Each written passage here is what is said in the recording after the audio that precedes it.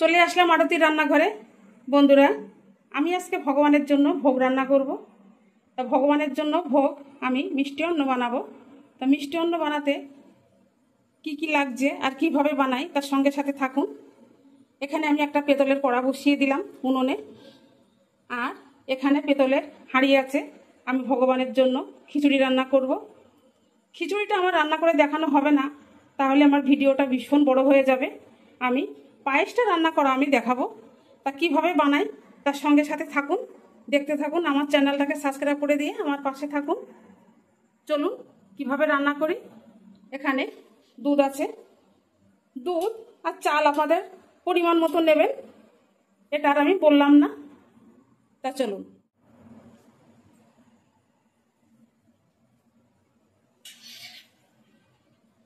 এবারে আমি দুধ দিয়ে দেবো।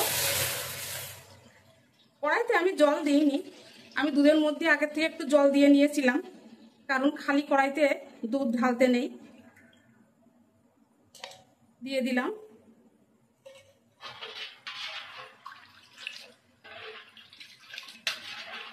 এবারে আমি দুধটা ভালো করে চালিয়ে নেব।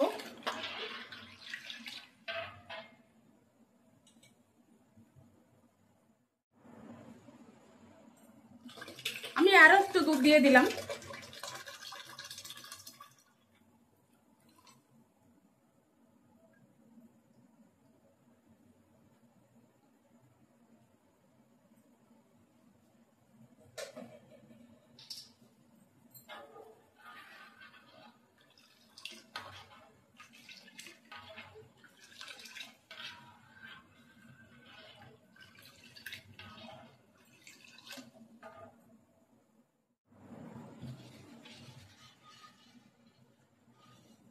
দুধটা খুব ভালোভাবে ফুটে উঠেছে।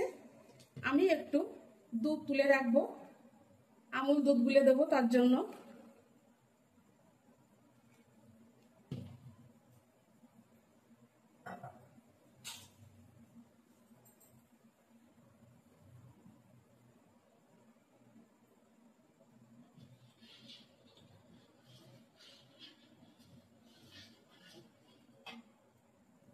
দুধ আমার এখানে 2 কিলো আছে, আর আমি 150 গ্রাম গোবিন্দভোগ চাল নিয়েছি। আমি একটু ঘি দিয়ে চাল কটা মেখে নেব।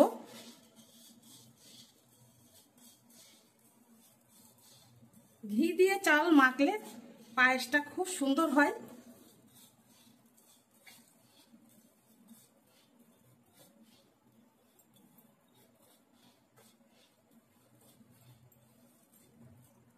এইবারে আমার মাখা হয়ে গেছে, চালটা দিয়ে দেবো।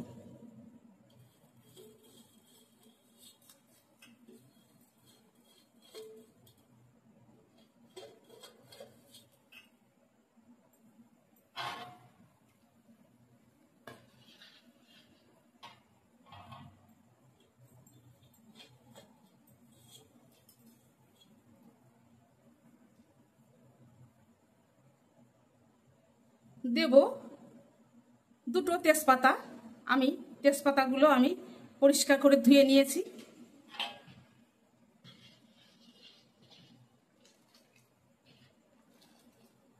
আমি গ্যাসটা কিন্তু লো করে দেবো, হাইতে থাকলে তলায় লেগে যাবে। দিয়ে দেবো 3টে এলাচ, আমি ফাটিয়ে নিলাম, দিয়ে দিলাম।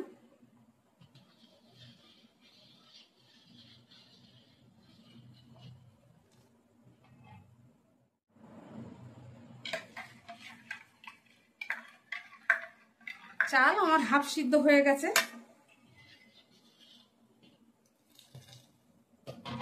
এইবারে এর মধ্যে আমি দুধের মধ্যে 50 গ্রাম আমুল দুধ দিয়েছি। আমুল দুধটা ভালো করে গুলে নিলাম। এইবারে আমি দুধটা দিয়ে দিলাম।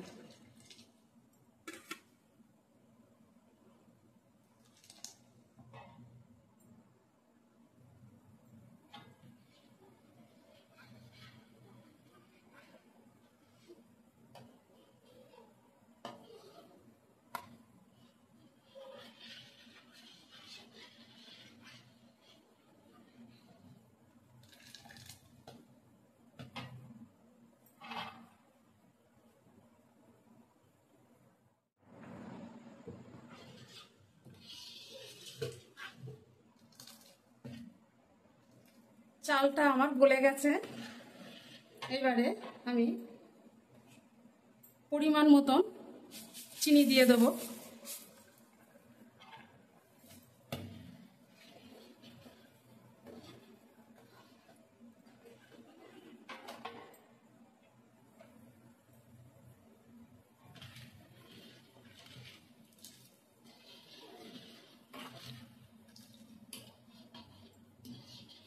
চালটা গলে গেলে চিনি দিতে হবে।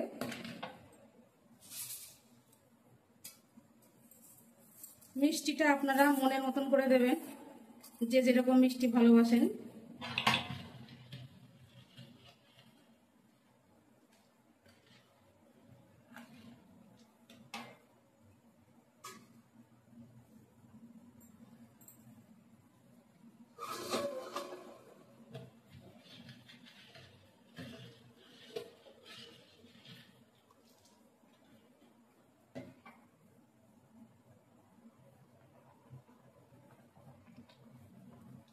কটা কিশমিশ, কটা কাজু আমি কিশমিশগুলো ধুয়ে নিয়েছি, দিয়ে দিলাম।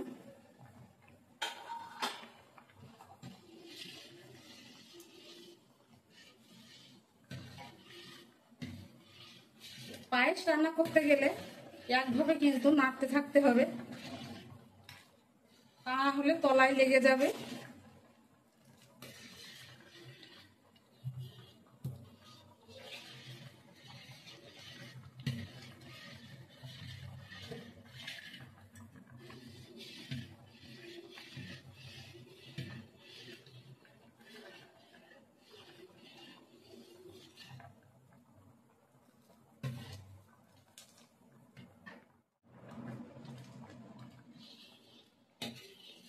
রেডি হয়ে গেল আমার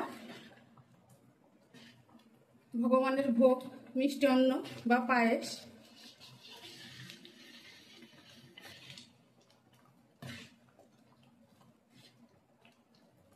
দেখুন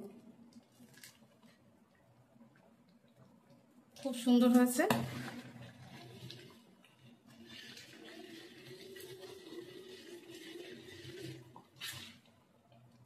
রেডি হয়ে গেছে, আমি নামিয়ে দেব। দেখুন ভগবানের ভোগ আমার রেডি হয়ে গেল। লাইক, শেয়ার, কমেন্ট করবেন। আমার চ্যানেলটাকে সাবস্ক্রাইব করে দিয়ে আমার পাশে থাকবেন। দেখা হচ্ছে নতুন রেসিপির সঙ্গে।